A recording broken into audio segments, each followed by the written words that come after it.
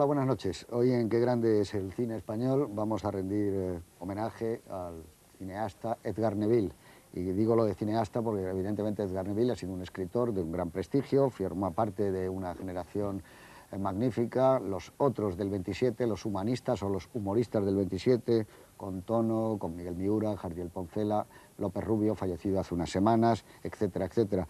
Pero quizá el Edgar Neville cineasta ha sido menos conocido. Han tenido que pasar una serie de años, yo diría casi veintitantos años, para que una nueva crítica y una nueva serie de investigadores en su obra hayan ido descubriendo la enorme singularidad que tenía el cine de Edgar Neville.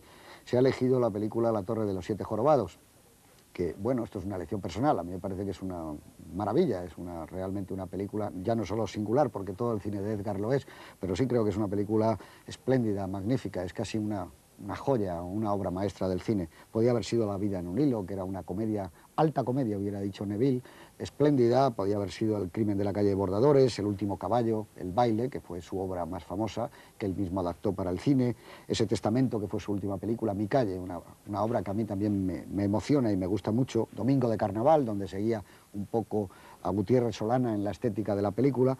En cualquier caso, creo que Edgar Neville, visto ahora, pues es el cineasta posiblemente más creativo, o de los más creativos de los años 40, que no tuvo ningún éxito de público ni éxito de crítica. Él era productor de sus películas y, bueno, a mí me parece que en una arriesgada pirueta personal, que en mi opinión está muy cerca de algunas obras de Max Ophuls.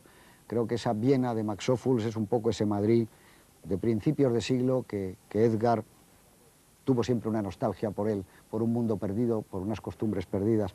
Creo que en Madrid, en un Madrid costumbrista, en un Madrid incluso policíaco, como vamos a ver ahora, había algo que se fue dejando en el tiempo y que a Edgar le ha gustado mucho. Yo creo que esa sensación de cómo se va el tiempo, del paso del tiempo, ha sido de los que mejor lo ha hecho. Está basada en una novela de Emilio Carrere, del que vamos a hablar también bastante, supongo, y bueno, creo que es una película extraña, distinta y que se sale un poco de los moldes del cine español, no solo de los años 40 cuando se hizo la película, exactamente en el 44, sino de todo el cine español. Para hablarnos de ella está con nosotros, ya es un viejo conocido porque estuvo aquí, el escritor y poeta Antonio Martínez Sarrión. Antonio, muy buenas noches. Hola.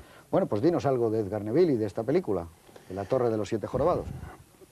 Sobre el papel podía haber dificultades para cuajar una película con elementos tan dispares como, y sobre todo con estéticas tan dispares como la de Carrere, del cual viene la historia, y la personalidad del propio Neville. Lo separaba una distancia temporal de 20 años, era 20 años mayor Carrere que Neville, y también, por supuesto, supuestos estéticos distintos. Carrere, que era un poeta notable, no sobresaliente, pero un poeta notable, se inscribía en la bohemia a fin de siglo, era un hombre que seguramente el punto más alto de sus deseos y de sus ilusiones era haber sido un segundo Verlaine, a la española, madrileñista, casticista, un poco como Répide o algunos de aquellos poetas menores, costumbrista también, y con una obra literaria considerable. Lo insólito en el caso de la novela esta que yo leí cuando era jovencito, estaba en la biblioteca de mi padre, en la colección Novelas y Cuentos, es que Carrere no viene de la tradición, digamos, de la novela de intriga y mucho menos del cine negro, o de la novela negra, sino del folletín francés, seguramente de donde viene, y la elección del jorobado no es accidental, es de Hugo, del jorobado de Nuestra Señora, y viene también de Sue y de toda la tradición en que hay también mucho pasadizo y mucha escalera y muchas ciudades subterráneas. El folletismo francés, que a los surrealistas también le gustó mucho. Y ahí tuvo que intervenir, un poco corrigiendo esa estética, vamos a llamarle un tanto polvorienta para la época de Carrere, Neville, que por supuesto respecto a Carrere funcionaba como la estética nueva de los años 30 y por supuesto prolongada, felizmente prolongada, porque el tiempo político no estaba muchas bromas en los 40. Y Neville, junto a una serie de humoristas de la Codorniz, contribuyeron a ese seguimiento. Al fin y al cabo, las figuras que hablaremos luego de estos venerandos, de estos putrefactos, que salen muy bien en la película de Neville, pues vienen de los putrefactos de Dalí y de Lorca, que se hicieron en la residencia de estudiantes. A esto, naturalmente, el propio Neville unía la influencia muy grande de Ramón Gómez de la Serna, cuyo humor era mucho más moderno, y cuyo sentido del absurdo, en fin, no tenía nada que ver con la bohemia fin de siglo, y la propia permanencia, que me imagino que hablaremos también, de Neville en Hollywood, que lo puso muy al día respecto a estéticas cinematográficas y artísticas en general. De manera que era difícil conectar estéticas distintas, y Neville, a través de su intervención en el guión y en la realización, yo creo que lo hace muy bien.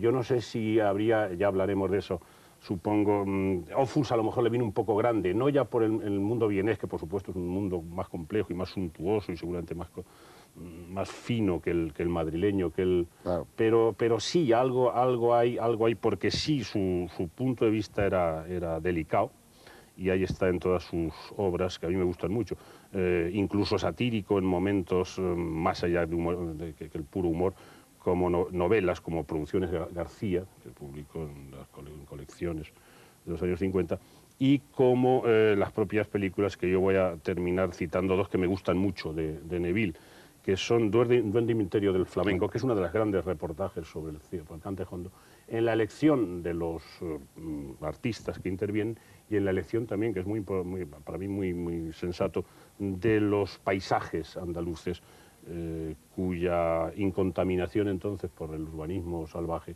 pues fascina, o por lo menos a mí desde luego me produce una gran felicidad.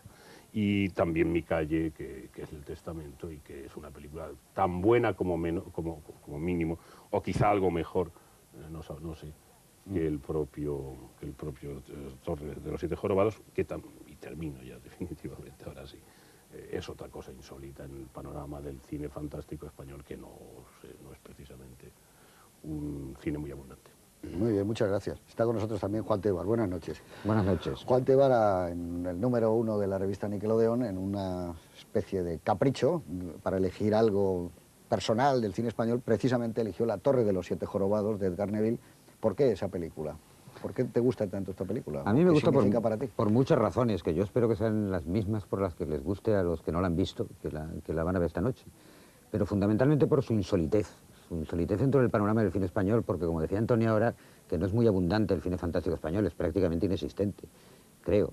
Y esta posibilidad de ver, por ejemplo, un Madrid de Arniches pasado por Todd Browning y por la Universal es una cosa que no se ha repetido, vamos, creo que yo piense. Y yo querría decirle a los espectadores que esta película tan antigua, que a lo mejor a algunos les extraña, y que bueno, que se queden por favor a verla, porque es que es una película tan divertida, tan original, tan inocente. Ya hablaremos de esto, que me gustaría a mí hablar después, en el mejor sentido de la palabra, que yo creo que ningún buen aficionado al cine puede permitirse el lujo de perderse esto, y que no digan luego que no les aviso.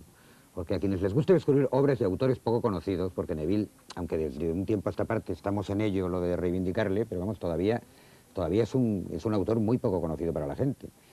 Y a quienes les guste el cine fantástico y de misterio, como habíamos hablado antes, a los que les guste el humor, es que hay muchas cosas en esta película, yo creo que deben quedarse a verla, hay muchas razones, y luego hablaremos de ella. Y luego, bueno, que son más de 7, o sea que no se molesten en llevar la cuenta de los jorobados, porque son bastante, es como los 3 mosqueteros, que eran 4, en este caso son muchísimos más de 7, o sea que no los vayan contando, que a mí me pasó la primera vez que la vi y me quedé perdida la cuenta enseguida de la película. Pero vamos, hay muchas otras cosas que podría decir, pero yo creo que es mejor las digamos en el coloquio y que vean la película primero. Porque además es de misterio y no hay que revelarlo. No hay que revelar nada. Miguel María, buenas noches. Sí, buenas noches. Dinos algo del co-guionista de esta película, Bueno, Santolini. la verdad es que como tanta gente, empezando por el propio Neville, pues es un sujeto misterioso que habría que investigar, porque yo lo poco que he logrado averiguar de él es que era un humorista también, y que no solo hizo una serie de guiones que creo que están entre los más notables del cine español, quizá porque era un asiduo colaborador de Ladislao Baida. Entonces tiene Carne de Horca, tiene Mi tío Jacinto, tiene la adaptación de Doña Francisquita y tiene Un ángel pasó por Brooklyn, por lo menos, sino que en el año 35 dirigió él mismo una película llamada Una mujer en peligro, con argumento y guión propio, con lo cual es una película típica, película perdida, pero que no sería malo que apareciera por algún lado y que pudiéramos investigar un poquito más qué es lo que había. Pero yo creo que ahí, dado que era un guionista, digamos, más profesional, aunque yo no sé si en el 44 era ya un guionista muy en activo, quizá tuviera también algo que ver en la estructura de esta película y en esa combinación que planteaba Antonio que era un poco conflictiva entre la estética de Neville y la estética de Carrere, que a mi gusto está muy bien resuelta. La verdad que es una película que es inimaginable que exista en el cine español de los 40 y que incluso si se conoce un poco a Neville, y nunca es posible todavía conocerlo del todo, hasta dentro de la obra de Neville es una película enormemente sorprendente. Yo creo que es una película que sobre todo hay que verla porque se va a llevar todo el mundo una sorpresa. Muchas gracias. Bueno, pues ya lo han visto ustedes, yo creo que sí, que vamos a ver una joya del cine español. Hay un reparto espléndido, aparte de Antonio Casal, que está muy bien, con esa mirada que requiere la película y que decía ahora Juan Tébar, una mirada no naif, sino ni tampoco inocente, como de bondad, difícil de definir. Está también el señor Pomés, que ya lo verán ustedes, que es uno de los grandes actores que ha dado España, aparte que ha sido mucho más que un actor, ¿no?, cuya aparición en esta película a través de un espejo es uno de los grandes planos de la historia del cine español. Pero como dice también muy bien Juan Tébar, no adelantemos nada. Vamos a ver La Torre de los Siete Jorobados con la sensación, yo creo que tenemos todos, de ofrecerles una película absolutamente insólita dentro de nuestro cine. Hasta ahora.